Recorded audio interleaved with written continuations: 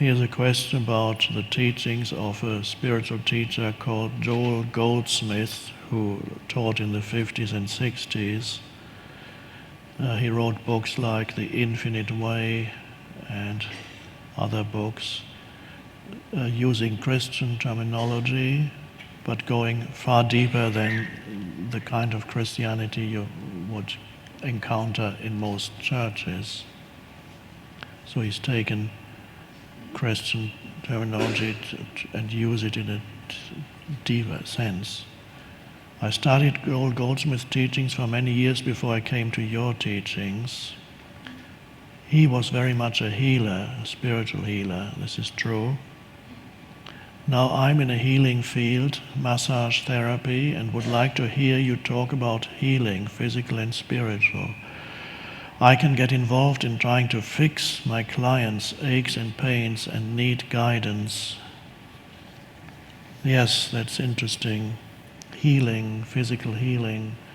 Physical healing not infrequently comes naturally with the arising of presence, and not only physical healing, also the likelihood of being ill diminishes as presence grows, because many illnesses are actually caused by dysfunctional states of consciousness, which are egoic, and dysfunctional states of consciousness affect the body in a negative way and decrease the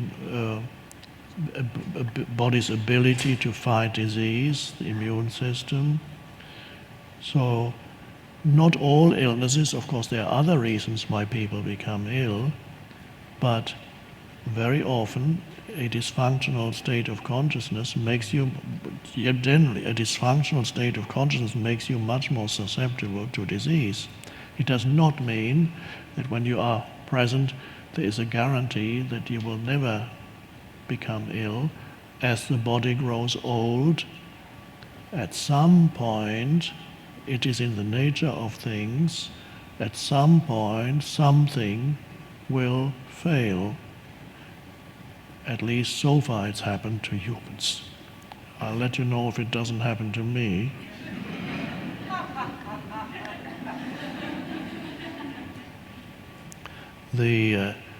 And healing also, as I mentioned the other day, healing is often experienced, that kind of spontaneous healing, when people surrender. They no longer, not surrender to the idea of illness, surrender simply to the present moment, to what is in the present moment. Then something is generated that is very healing. Peace itself is healing.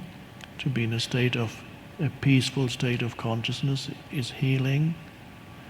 So that is all true. So some of you may have heard me telling the story that for, I think, can't remember for how long, for a couple of years or so, I was a spiritual healer for a while, and the reason was that a few years after the awakening, people started coming to me, and one lady who used to come once a week to sit with me, she was sensitive to energy, and as she was talking about her problems, I was in that state of blissful, intense presence, listening to her with a smile on my face, which she didn't mind, but other people minded, because I've always had this smile on my face when I was listening to people's problems. Not because I was thinking that the problems were funny, I could just sense that at a deeper level the problem didn't actually exist. And so some people got angry and said, why are you smiling at me? I'm telling you about my sufferings, and why are you smiling? What's going on in your mind? And I said, there's nothing going on in my mind. That's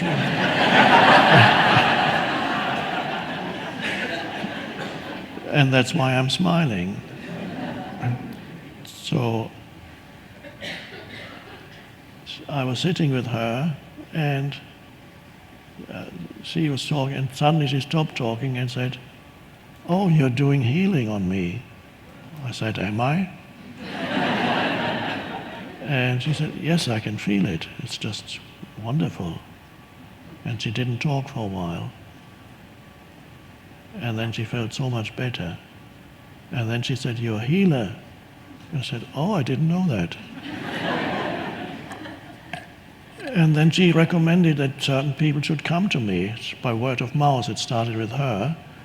"You must go to this spiritual healer. He will free you of your pain, your illness, whatever it is." And more people came to me who said, "Oh, I've got this pain here. Can you take that away? I've got migraine headache. Please help me. I've got a lump on my foot. Please remove it." And for a while I did it. I kind of was present. That's the only way I could do. And then a few people experienced healing. Some didn't. And then more and more I realized most people that were coming now just wanted to be relieved of certain symptoms, illnesses. They didn't seem that interested in awakening anymore because they wanted to be free of their pains, physical pains, which is fine too. But I realized that that was not my function in this world, and so I said, I'm no longer a spiritual healer.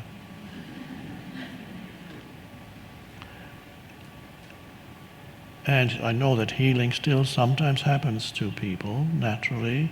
It's not that to focus on that so much, I believe, is not my function. It may be somebody else's function.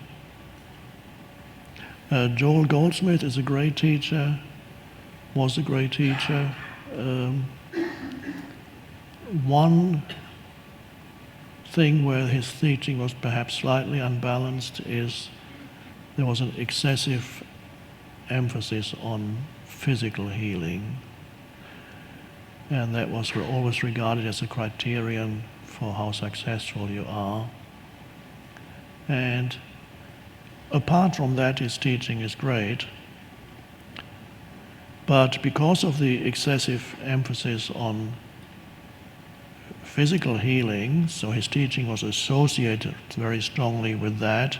One reason being that he came out of, for several years he was a practitioner of Christian Science, and his teaching still has certain similarities with Christian Science. So that's some balance, something a little bit unbalanced, the excessive, in my view, emphasis on spiritual healing, which resulted, for example, in strange things like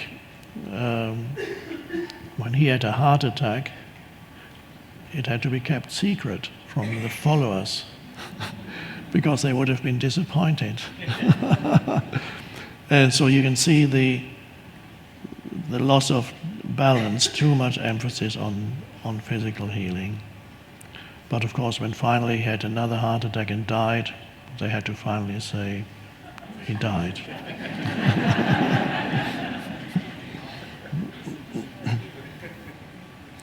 But if you disregard that, then it might help you. You might read Joel Goldsmith and become suddenly physically healed, so that's great. As many people, the book, I don't know how many people are familiar with Christian Science. I don't think I'm familiar with it, but the foundational book for Christian Science, Mary Baker Eddy, was kind of channeled, and you can read it, and quite a few people have claimed, may still claim, that just by reading some chapters in the book, they suddenly became healed. The book stresses, as Joel Goldsmith does, that basically illness is an illusion, and ultimately even having a physical body is an illusion. On the deepest level, that is true. But I don't usually approach it from that angle. The arising of presence is enough, and where the identification with the body ceases. I'm not trying to convince anybody that the physical body is an illusion. And then we go, really? Feels so real to me, especially the aches and pains.